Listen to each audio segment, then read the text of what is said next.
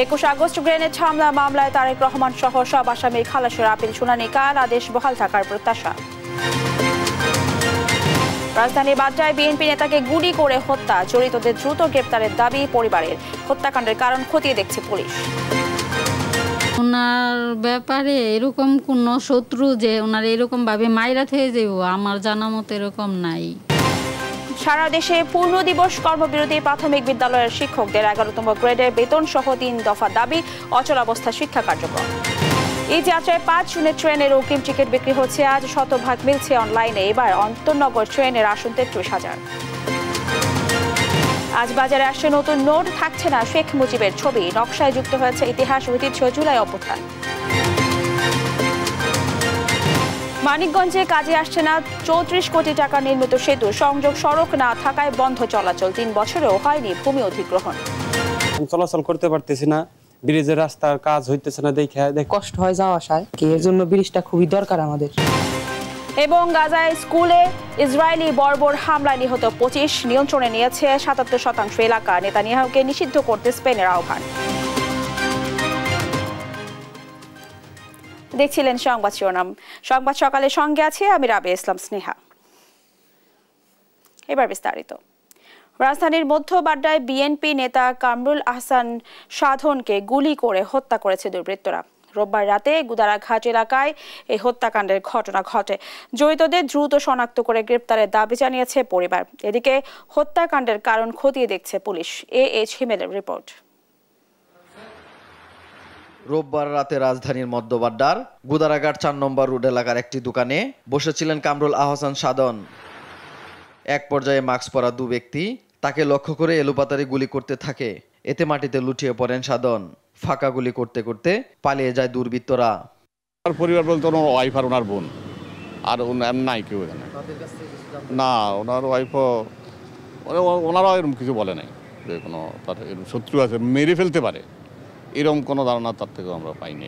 বা আমার সাথেও তো ক্লোজ ছিল বা সবসময় কথা হতো, এরকম কোনো কথা কখনো শুনিনি।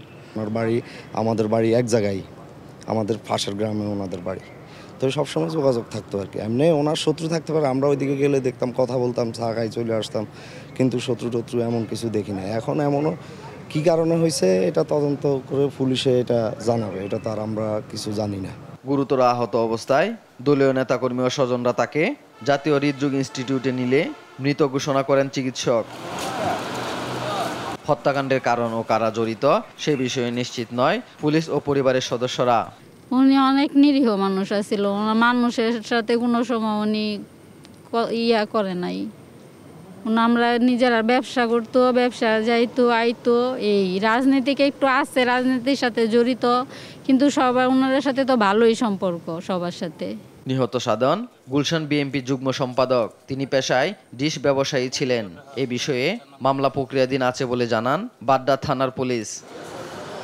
এইচ হিমেল, দেশ টিভি, ঢাকা। 21 আগস্ট গ্রেনেড হামলা মামলায় সব আসামি খালাসের রায়ের বিরুদ্ধে রাষ্ট্রপক্ষের লিভ টু আপিলের শুনানি কাল। সোমবার সকালে বিচারপতি আশরাফুল ইসলামের নেতৃত্বাধীন 5 বিচারপতির বেঞ্চ এদিন নির্ধারণ করেন। এর আগে গত 1 ডিসেম্বর 21 আগস্ট গ্রেনেড হামলার ঘটনায় হত্যা ও বিস্ফোরক দ্রব্য আইনের মামলায় বিএনপির ভারপ্রাপ্ত চেয়ারম্যান তারেক রহমান সহ সব আসামিকে খালাস দিয়ে রায় দেন হাইকোর্ট। পরে 19 মার্চ এ মামলায় সব আসামির খালাসের বিরুদ্ধে আপিল করেন রাষ্ট্রপক্ষ। আসামি পক্ষের আইনজীবীদের প্রত্যাশা, হাইকোর্টের আদেশ বহাল থাকবে আপিল বিভাগেও। 2004 সালের 21 আগস্ট বঙ্গবন্ধু এভিনিউয়ে সাবেক প্রধানমন্ত্রী শেখ হাসিনার সমাবেশে গ্রেনেড হামলার ঘটনা ঘটে। ওই ঘটনায় আওয়ামী লীগের 24 নেতাকর্মী নিহত হন। আলোচিত ওই ঘটনার পর হত্যা ও বিস্ফোরক দ্রব্য আইনে 2টি মামলা হয়। 2018 সালে বিচারিক আদালত 2টি মামলারই রায় দেন। রায়ে সাবেক স্বরাষ্ট্র প্রতিমন্ত্রী লুৎফুজ্জামান বাবর, সাবেক শিক্ষা উপমন্ত্রী আব্দুস সালাম পিন্টু সহ 19 জনকে মৃত্যুদণ্ড ছাড়াও বিএনপির ভারপ্রাপ্ত চেয়ারম্যান তারেক রহমান সহ 19 জনকে যাবজ্জীবন ও 11 জনকে বিভিন্ন মেয়াদে কারাদণ্ড এবং অর্থদণ্ডে দণ্ডিত করা হয়। সহকারী শিক্ষক পদকে এন্ট্রি পথ ধরে 11তম গ্রেডে বেতন নির্ধারণ সহ 3 দফা দাবিতে পূর্ণ দিবস কর্মবিরতি পালন করছেন প্রাথমিক বিদ্যালয়ের শিক্ষকরা। সোমবার সকাল 9টা থেকে ওই কর্মবিরতি শুরু করেন শিক্ষকরা।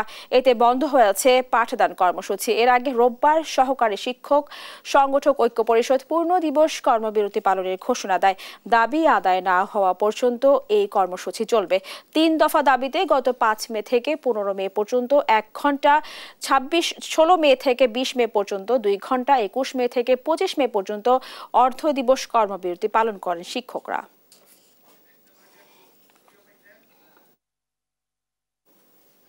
দর্শক, প্রাথমিক বিদ্যালয়ের শিক্ষকদের কর্মবিরতির খবর জানাতে ময়মনসিংহ থেকে সরাসরি যোগ দিয়েছেন সহকর্মী ইলিয়াস আহমেদ। ইলিয়াস, যেমনটি বলছিলাম, শিক্ষকরা কর্মবিরতি করছেন। কর্মবিরতি নিয়ে শিক্ষকরা কি বলছেন, বিস্তারিত জানাবেন।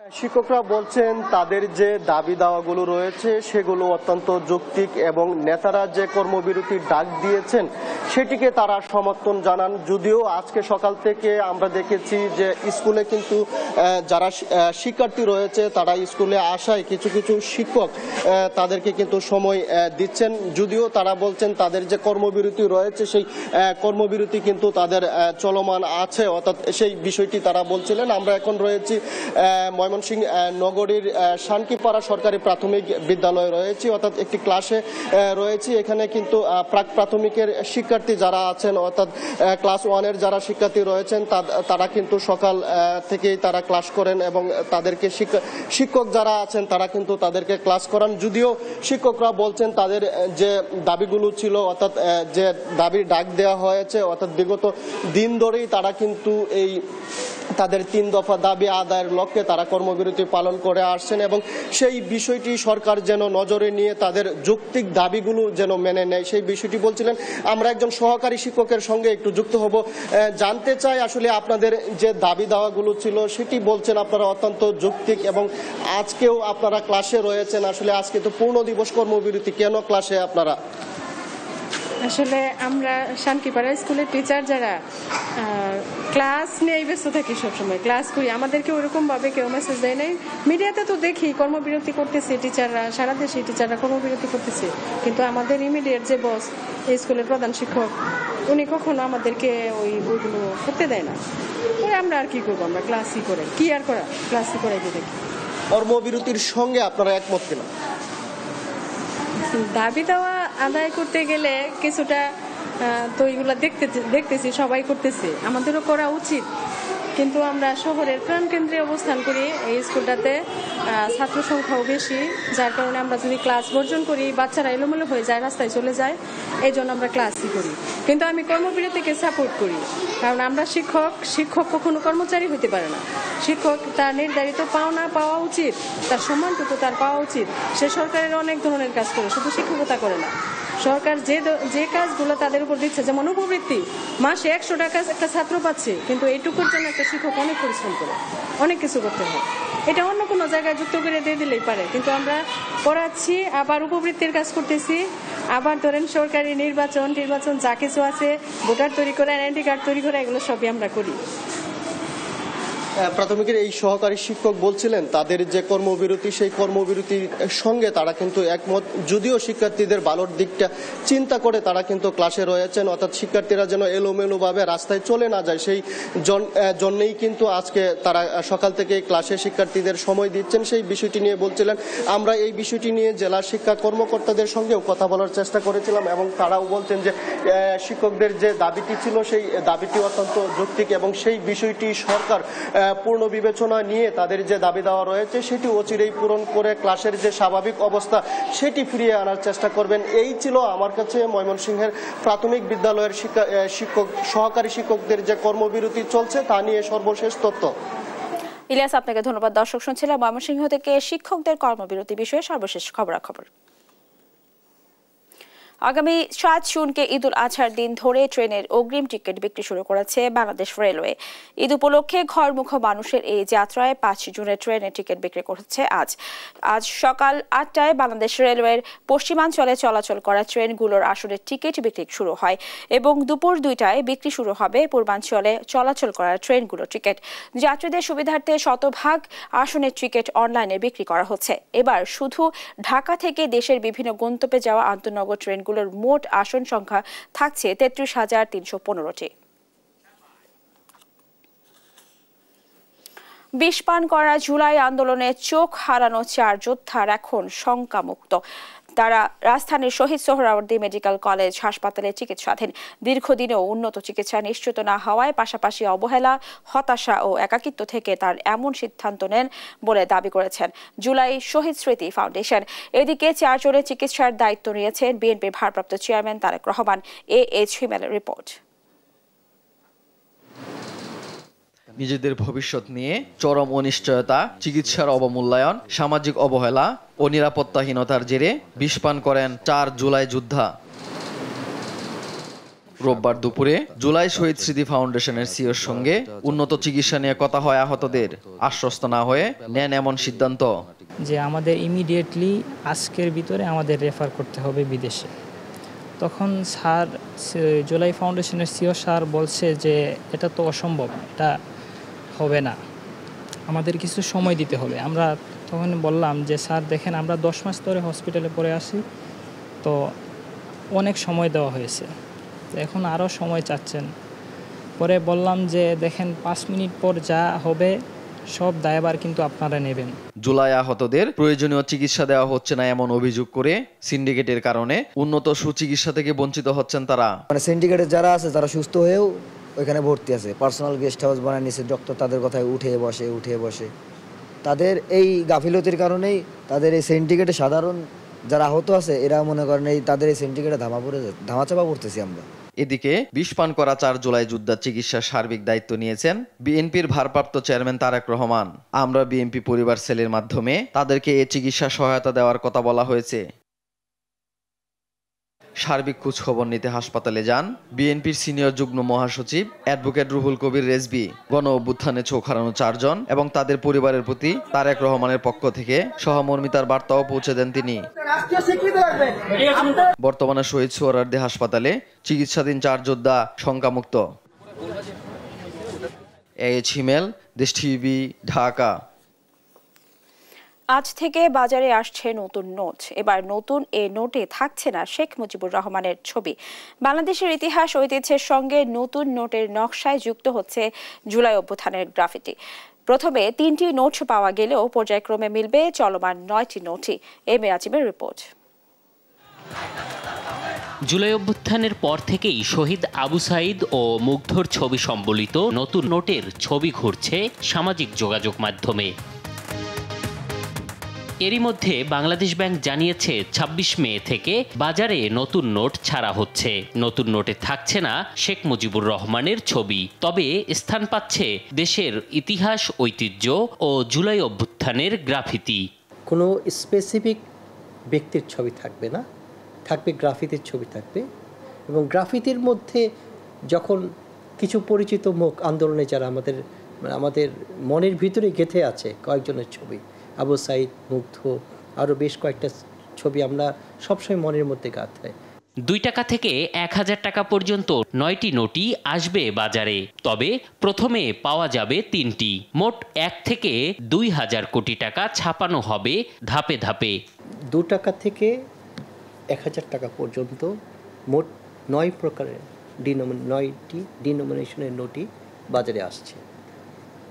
এর মধ্যে সবগুলো ছাপানোর উদ্যোগই গ্রহণ করা হচ্ছে, সবগুলো চলমান আছে, কিন্তু সবগুলো নোট একসাথে বাজারে আসবে না। বর্তমান বাজারে চলমান মুদ্রার পরিমাণ 1,52,000 কোটি টাকা। ছাপানো অবস্থায় আছে আরও প্রায় দ্বিগুণ। এম এ আজিম, দেশ টিভি, ঢাকা। সাসেক 2 প্রকল্পের আওতায় ঢাকা টাঙ্গাইল যমুনা সেতু মহাসড়কে প্রায় 4 বছরে মাত্র 40% কাজ শেষ হয়েছে। এতে মহাসড়কে অতিরিক্ত যানবাহনের চাপ সহ নানা কারণে আসন্ন ঈদে ঘরমুখ মানুষের যানজটের চরম ভোগান্তির শঙ্কা করছেন চালকরা। তবে নির্ধারিত সময়ের মধ্যে কাজ শেষ করার দাবি প্রকল্প পরিচালকের। ঈদে ভোগান্তি লাঘবে যমুনা সেতুতে আলাদা মোটরসাইকেলের বুথ সহ উভয় পাশে অতিরিক্ত 6টি বুথ বাড়ানো হবে বলে জানায় যমুনা সেতু কর্তৃপক্ষ। অভিজিৎ ঘোষের তথ্য ছবিতে জানাচ্ছেন আব্দুল্লাহ আল মারুফ। সাসেক 2 প্রকল্পের আওতায় টাঙ্গাইলের এলেঙ্গা থেকে যমুনা সেতু পর্যন্ত ফেজ 5 অংশে 4 বছরে কাজ শেষ হয়েছে মাত্র 40%। ঢাকা টাঙ্গাইল যমুনা সেতু মহাসড়ক দিয়ে উত্তরাঞ্চলের 23 জেলার লাখ লাখ মানুষ চলাচল করে। আসন্ন ঈদে 4 লেনের কাজ শেষ না হওয়ায় কয়েক গুণ বেশি যানবাহনের চাপ সহ নানা কারণে চরম ভোগান্তির শঙ্কা করছেন চালকরা। রাস্তা তো কাবল হইতেছে, এত দেরি করে কাজ করে এভাবে করে গাড়াগাড়ি রপ্তানি ওদিকটা তো মনে করেন জামে ঘন্টার পর ঘন্টা খাড়া থাকুন নাকি। বছরের পর বছর তো কাজগুলো আটকে রাখতেছে, এই কারণে আমাদের একটু ভোগান্তি হচ্ছে। কাজ যদি দ্রুত করতো তাহলে আমাদের জন্য সুবিধা হতো। ঠিকাদাররা কোনো কাজ করতেছে না, আর কাজ করলে তো এত তাড়াতাড়ি কাজ হয়ে যেত। 2021 সালে শুরু হওয়া কাজ 2025 সালের মধ্যে শেষ হওয়ার কথা, কিন্তু এখনো বেশিরভাগ কাজ বাকি। তারপরও ঈদে ভোগান্তি লাঘবে 4 লেনের সুবিধার কথা বলছেন প্রকল্পের কর্মকর্তারা। 4 লেন নিশ্চিত থাকবে এবং সাথে কিছু বাসবে আছে, যে বাসবেগুলো আমরা হলো যে ঈদের আগে আমরা কমপ্লিট করে দেবো। আমাদের লোকজন অক্লান্ত পরিশ্রম করতেছে যাতে কোনো ধরনের কোনো জ্যাম এবং হলো যে কোনো সমস্যা না হয়।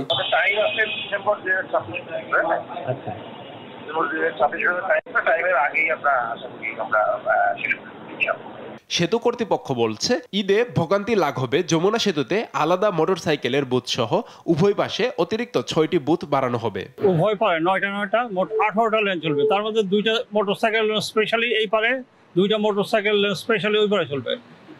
এই 18টা লেনে আমাদের গাড়ি চলাচল করবে। স্বস্তিদায়ক ঈদযাত্রা করতে 65 কিলোমিটার মহাসড়কে প্রায় 650 পুলিশ ছাড়াও স্বেচ্ছাসেবীরা দায়িত্ব পালন করবে বলে জানায় পুলিশ। আমাদের প্রায় 600-র অধিক সদস্য এই মোতায়েনের সাথে যুক্ত থাকবে এবং আমরা মোবাইল টিম রাখবো, আমাদের পিকেট টিম থাকবে। যমুনা সেতুতে 24 ঘন্টায় 18 থেকে 20,000 যানবাহন পারাপার হলেও গেল ঈদে 24 ঘন্টায় 50,000-এর অধিক যানবাহন সেতু পারাপার হয়েছে। এই ঈদেও 60,000-এর বেশি পরিবহন পারাপারের সম্ভাবনা রয়েছে। নিউজ ডেস্ক, দেশ টিভি। আসন্ন ঈদ উল আজহাকে সামনে রেখে ঢাকা টাঙ্গাইল ও ঢাকা ময়মনসিংহ মহাসড়কে বাড়তে শুরু করেছে যাত্রীদের চাপ। এই নিয়ে আরো জানাতে সরাসরি যুক্ত হচ্ছেন সহকর্মী এম নজরুল ইসলাম। নজরুল, আপনি নিশ্চয়ই শুনতে পাচ্ছেন। নজরুল, সড়কে যাত্রীদের চাপ কেমন লক্ষ্য করছেন বা প্রশাসনের পক্ষ থেকে কি কি প্রস্তুতি নেওয়া হয়েছে, বিস্তারিত জানাবেন। স্নেহা, আপনি যেমনটা বলছিলেন, আপনি জানেন যে ঢাকা টাঙ্গাইল ঢাকা ময়মনসিংহ মহাসড়কের বেশ কিছু পয়েন্টে কিন্তু আপনার যানজটের যে সংখ্যা, ঈদকে সামনে রেখে যে সংখ্যা, সেই সংখ্যা কিন্তু কাজ করে। এবং আপনি জানেন যে গাজীপুরে বেশ কয়েকটি পয়েন্টে যেখানে ঈদে ঘরমুখ মানুষের চাপ বাড়বে এবং বাড়ার সাথে সাথে যে যানজটের সংখ্যা থেকে কিন্তু বিভিন্ন পয়েন্টে কিন্তু পুলিশ আমরা দেখতে পেয়েছি কাজ করছেন এবং মানুষ যাতে নির্বিঘ্নে বাড়ি যেতে পারে এর জন্য কিন্তু গাজীপুর মেট্রো পুলিশ এবং জেলা পুলিশ কিন্তু ইতিমধ্যেই বিভিন্ন উদ্যোগ তারা নিয়েছেন। অর্থাৎ বিভিন্ন রাস্তার মধ্যে গাড়ি বিকল হলে তাৎক্ষণিকভাবে গাড়ি যাতে রাস্তা থেকে সরিয়ে নেওয়া যায়, এর পাশাপাশি কিন্তু রেকারিং যে পদ্ধতি রয়েছে সেই পদ্ধতি রেখেছেন এবং গত ঈদের মতন এই ঈদেও মানুষকে স্বস্তি দেওয়ার জন্য বিভিন্ন পয়েন্ট থেকে কিন্তু পুলিশ কাজ করবেন এবং আইন শৃঙ্খলা বাহিনী ব্যাপকভাবেই কিন্তু পুলিশ সড়কে অবস্থান নেবেন। আপনারা জানেন যে বিমানবন্দর থেকে গাজীপুর পর্যন্ত ঢাকা যে ময়মনসিংহ মহাসড়ক রয়েছে 7টি ফ্লাইওভার খুলে দেওয়ার পরেও কিন্তু নিচের অংশ যেটি রয়েছে, অর্থাৎ ফ্লাইওভারের নিচের যে অংশ এখনো কিন্তু কাজ করছেন এবং জানেন বৃষ্টি হলেই কিন্তু সেখানে জলাবদ্ধতা সৃষ্টি হবে এবং জলাবদ্ধতার ফলে কিন্তু এই গাড়ি একটি দুর্ভোগের সংখ্যা প্রকাশ করছেন এবং সেই সংখ্যা থেকেই তাৎক্ষণিকভাবে কিভাবে সেটা থেকে উত্তোলন ঘটানো যায় এর জন্য কিন্তু গাজীপুর মেট্রোপলিটন এবং জেলা পুলিশ কিন্তু কাজ করছেন এবং জানেন যে গত যে ঈদ মানুষকে যেভাবে বাড়িতে শান্তি দিয়েছিলেন সেইভাবেই কিন্তু আইন শৃঙ্খলার এই ব্যত্যয় ঘটবে না এবং এবং তারা কিন্তু ব্যাপকভাবেই সড়ক এবং যাতে মহাসড়ক মানুষের স্বস্তি আসতে পারে এর জন্য কিন্তু তারা ব্যাপক প্রস্তুতি রেখেছেন। এবং গাজীপুর যে মেট্রোপলিটনের যে পুলিশ কমিশনার রয়েছেন ডক্টর নাজমুল করিম খান, উনি কিন্তু প্রতিটি জায়গায় কিন্তু এখন থেকে খোঁজখবর নিচ্ছেন এবং প্রতিটি জায়গায় কিন্তু যাতে মানুষের ঈদে ঘরমুখ মানুষের যাতে যানজটে নাকাল হতে না পারেন এর জন্য কিন্তু উনি কিন্তু বারবার তাগাদা দিচ্ছেন এবং যে সমস্ত জায়গাগুলো যানজটের সংখ্যা করছেন সেগুলো কিন্তু চিহ্নিত করে কাজ করা শুরু করে দিচ্ছেন। ইতিমধ্যে আপনারা জানেন যে গাজীপুর থেকে ঢাকা, টাঙ্গাইল, ঢাকা, ময়মনসিংহের যে সমস্ত পয়েন্টগুলোতে আপনার এই সংখ্যা সেগুলো কিন্তু তারা কাজ করছেন। এর পাশাপাশি ব্যাটারি চালিত অটোরিক্সা একটি দুর্ভোগের একটি বিশাল জায়গা। তো সাধারণ মানুষ মনে করছেন যে ঈদে ঘরমুখ মানুষের শান্তি দিতে চাইলে এই রাস্তাগুলো ব্যাটারি চালিত অটোরিক্সা কিন্তু এখনই বন্ধ করা দরকার। তো এই doctor Nazmul Karim Khan Gazipur police commissioner উনি কিন্তু সব জায়গায় কিন্তু এইভাবেই উদ্যোগ নিয়েছেন। উনি কিছুদিন পূর্ব কিন্তু গাজীপুরের কোনাবাড়িতে কিন্তু ব্যাটারি চালিত অটোরিক্সা বন্ধের ব্যাপারে কঠোর নির্দেশনা দিয়েছেন। তো এই ছিল আমার কাছে গাজীপুর থেকে সর্বশেষ। নজরুল, আপনাকে ধন্যবাদ। দর্শক, শুনছিলাম ঢাকা, টাঙ্গাইল এবং ঢাকা ময়মনসিংহ সড়কের ঈদে ঘরমুখ মানুষের চাপ সম্পর্কে বিস্তারিত খবরাখবর। ঈদে ঘরমুখ মানুষের চাপ সামলাতে দেশের বৃহত্তর রেলওয়ে কারখানা নীলফামারীর সৈয়দপুরে মেরামত হচ্ছে ১৪০টি রেল কোচ। এসব কোচ সংযুক্ত করা হবে বিভিন্ন আন্তঃনগর ট্রেনে। জনবল সংকট থাকলেও ৪৫ কর্মদিবসে কোচগুলো মেরামতের লক্ষ্যে কাজ করছেন শ্রমিক কর্মচারীরা। টুম্পা আফরোজের রিপোর্ট। নীলফামারীর সৈয়দপুর রেলওয়ে কারখানা, একে ঘিরেই ব্রিটিশ আমলে এ শহরের গোড়াপত্তন ঘটে। ১৯৭০ সালে ১১০ একর জমিতে প্রতিষ্ঠিত হয় রেল কারখানাটি। এখানে ২৯টি শপে রেল কোচ মেরামত করা হয়। এছাড়া ক্যারেজ, ওয়াগন ও লোকোমোটিভে ১,২০০ রকমের খুচরা যন্ত্রাংশ তৈরি হচ্ছে। তবে নানা সংকটে বেশিরভাগ যন্ত্রপাতি কিনতে হয় বাইরে থেকে। ঈদ ঘিরে ট্রেন চলাচলে প্রয়োজন হয় অতিরিক্ত রেল কোচ। এ কারণে এবার ৪৫ কর্মদিবসে ১৪০টি রেল কোচ মেরামতের লক্ষ্য নির্ধারণ করে রেলওয়ে কর্তৃপক্ষ। সর্বশক্তি দিয়ে চেষ্টা করতেছি ঈদে আউটকাম ফিল আপ করার জন্য, যাতে ঈদ ফিরতি মানুষ যাতে স্বাচ্ছন্দ্যবোধে ঈদ করতে পারে। মানুষ যাতায়াত সুবিধা করার জন্য আমরা খুবই চেষ্টা করতেছি গাড়ি দেওয়ার জন্য। হলিডের দিনও আমরা অক্লান্ত পরিশ্রম করে আমরা কাজ চালাই যাচ্ছি যাতে সৈয়দপুর কারখানার সুনাম হয় এবং আমাদের সুনাম হয়। লোকবল সংকট থাকলেও নির্ধারিত সময়ের আগেই সব কোচ প্রস্তুত করার আশ্বাস কর্তৃপক্ষের। আমরা এবারে ঈদুল আজহাতে প্রায় ১০০টি কোচ লক্ষ্যমাত্রা হাতে নিয়ে ইতিমধ্যে 60% অর্থাৎ 60টি কোচ আউটরান দিতে পেরেছি। ইনশাল্লাহ আগামী দিনগুলোতে আমরা বাকি কোচগুলো আউটরান দিতে পারব। কারখানার বিভাগীয় তত্ত্বাবধায়ক জানান, ঈদে ঘরমুখ মানুষের যাতায়াত নিরাপদ করতে অতিরিক্ত সময় কাজ করছেন তারা। এরই মধ্যে ৯১টি কোচ মেরামত শেষে রেলওয়ে ট্রাফিক বিভাগকে হস্তান্তর করা হয়েছে। তা আশা করি আগামী কোরবানি ঈদ আমরা ১০০টি কোচের আউটরান প্রোগ্রাম নিয়েছি, ১০০টি কোচ রক্ষণাবেক্ষণ করে দিব, যার মধ্যে ইতিমধ্যে ৬০টি কোচ আউটরান হয়ে গিয়েছে। বাকি ৪০টি কোচ আগামী ১৭ কর্মদিবসে আমাকে আউটরান দিতে হবে। জনবল নিয়োগ ও অর্থ বরাদ্দ পেলে প্রাণ ফিরে পাবে দেশের বৃহত্তম সৈয়দপুর রেলওয়ে কারখানা। নিউজ ডেস্ক, দেশ টিভি। মানিকগঞ্জের ঘিওর উপজেলার বৈকুণ্ঠপুরে কালীগঙ্গা নদীর উপর নির্মিত সেতুটি যেন একা দাঁড়িয়ে থাকা এক পরিত্যক্ত কাঠামো। উভয় পাশে নেই কোনো সংযোগ সড়ক, নেই কোনো যানবাহন বা মানুষের চলাচল, অথচ এটি তৈরি হয়েছে ৩৪ কোটি টাকারও বেশি ব্যয়ে। ৩ বছর পেরিয়ে গেলেও শুধুমাত্র ভূমি অধিগ্রহণ জটিলতায় একদিনের জন্য ব্যবহারযোগ্য হয়নি সেতুটি। সহকর্মী আব্দুল আলিমের পাঠানো তথ্য ছবিতে জানাচ্ছেন অঙ্কন চৌধুরী।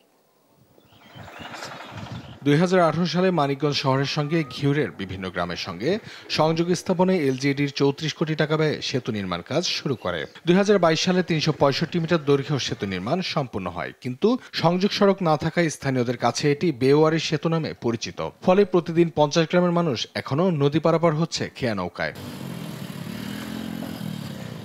৬৩০ মিটার সংযোগ সড়কের জন্য প্রয়োজন ৬.২০ একর জমি, কিন্তু ৬৯ জন মালিক ক্ষতিপূরণ না পেয়ে জমি ছাড়ছেন না, ফলে কাজ শুরু করা যাচ্ছে না। মালিকরা বাধা দিচ্ছেন এবং এলজিডি জমি বুঝে না পাওয়ায় কাজ বন্ধ রেখেছে। ১৫-২০ হাজার মানুষের মতন আমরা এখন চলাচল করতে পারতেছি না।